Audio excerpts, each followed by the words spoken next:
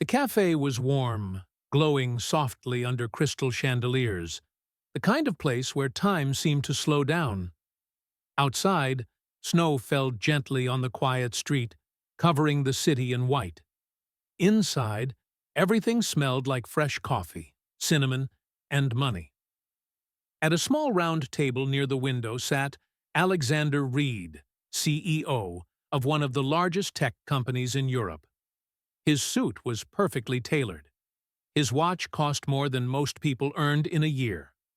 In front of him, a black porcelain cup of coffee steamed quietly.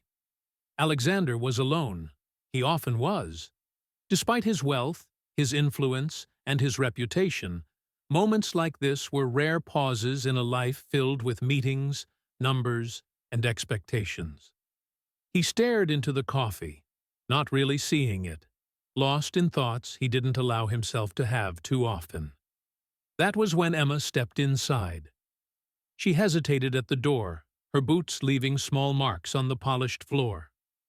Her coat was thin for the winter, her tote bag worn at the edges. She scanned the cafe nervously, aware of how out of place she felt among the elegant customers and expensive decor. She wasn't supposed to be there, or at least, that's what she believed. Emma had been walking for hours, trying to escape the cold, trying to escape her thoughts. The cafe's golden lights had pulled her in like a promise of warmth she desperately needed. She took a step forward. No one stopped her. Still, every sound felt louder.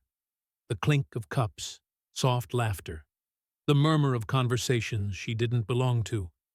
Her eyes landed on Alexander, not because she recognized him, but because he was alone. She approached his table slowly. "Excuse me," she said softly. Alexander looked up. For the first time that evening, his expression changed. Not annoyance, not arrogance, surprise. "Yes," he replied. Emma swallowed. Her hands tightened around the straps of her bag. I just wanted to ask," she said, her voice trembling slightly. "Is this place only for rich people?" The words hung in the air. Alexander didn't answer. He simply looked at her. Seconds passed, then more. The cafe seemed to grow quieter, as if the room itself was waiting. Emma felt her face burn. She had already decided she would apologize and leave. But Alexander still said nothing. His silence was louder than any answer, because inside his mind, something had cracked. He saw himself at 12 years old, standing in a worn jacket outside a bakery window, watching others eat warm bread he couldn't afford. He remembered his mother counting coins at the kitchen table, pretending not to cry. He remembered the promise he made to himself. "I will never feel small again." And yet, sitting there now, he realized something terrifying. He had become part of the world that once intimidated him. Emma shifted her weight, embarrassed. "I'm sorry," she said quickly. "I shouldn't have—" "No," Alexander interrupted gently. His voice was calm, but different now, softer. "Please," he said, standing up. "Sit down." Emma froze. What?" "Sit," he repeated, pulling the chair back for her. "This place isn't only for rich people. It's for people." She hesitated, then slowly sat. The waiter approached instinctively, ready to object, but Alexander raised a finger. "2 coffees," he said. "Whatever she wants." The waiter nodded and left. Emma stared at the table, unsure what to say. "I didn't mean to offend you," she whispered. "You didn't," Alexander replied. "You reminded me." "Of what?" "Of who I used to be." She looked up. For the first time, their eyes met as equals. They talked. At first, cautiously. Then, honestly. Emma spoke about her life, about working 2 jobs, about losing her father, about dreaming of studying design but never having the money. She laughed nervously when she spoke of hope, as if it were something fragile that could break if handled too roughly. Alexander listened.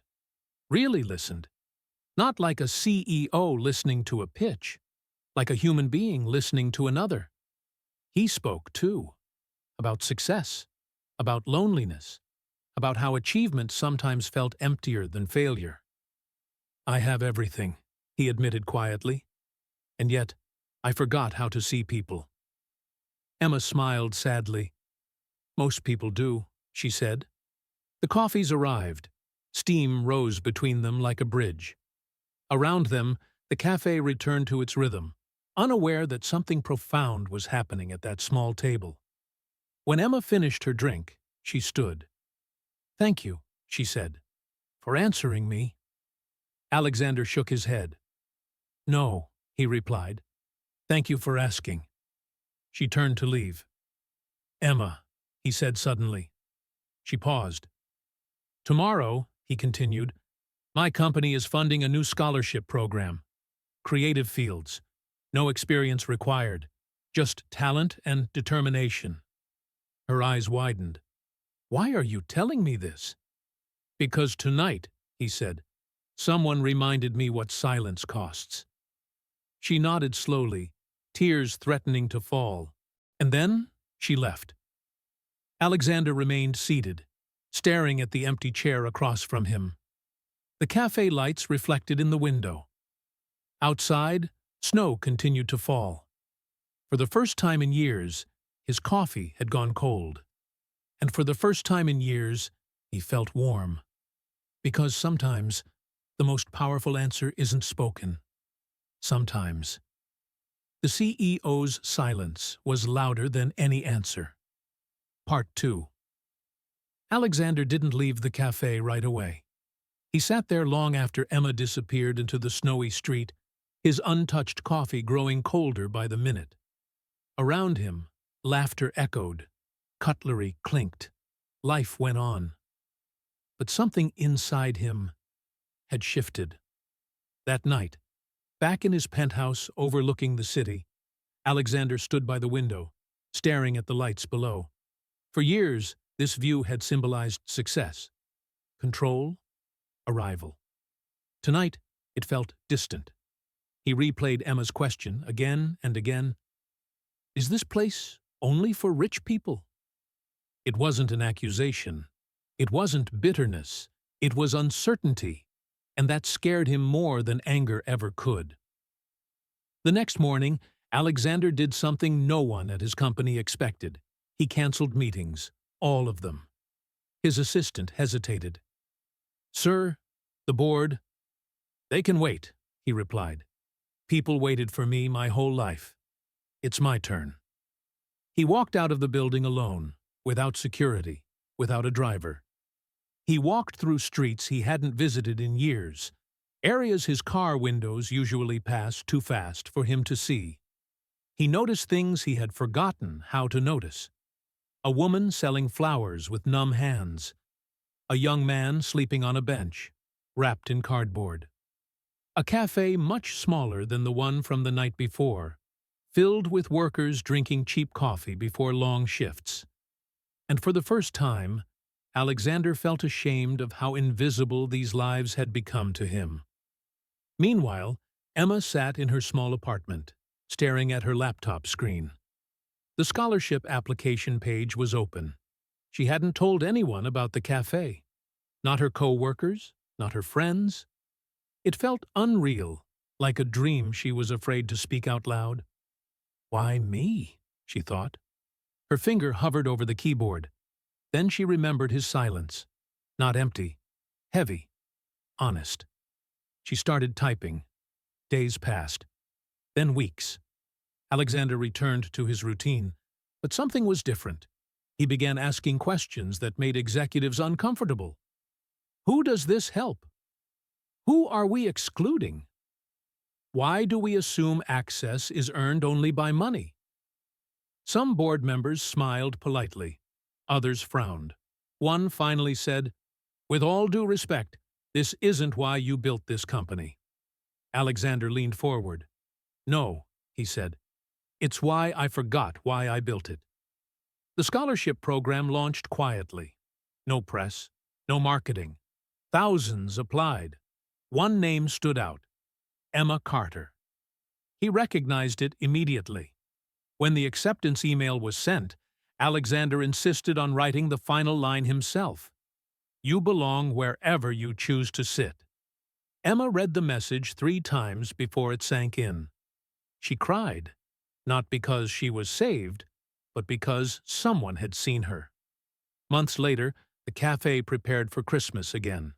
Same lights, same warmth, same snow outside. This time, Emma walked in confidently. She was dressed simply, but differently, not trying to disappear. At the same table by the window, Alexander waited. But now he wasn't alone. She sat across from him. "So," she smiled, "do I belong here now?" Alexander laughed softly. "You always did," he replied. "I just needed to be quiet long enough to hear it." Around them, no one noticed. And that was the point. Because real change doesn't announce itself. It begins in silence. And sometimes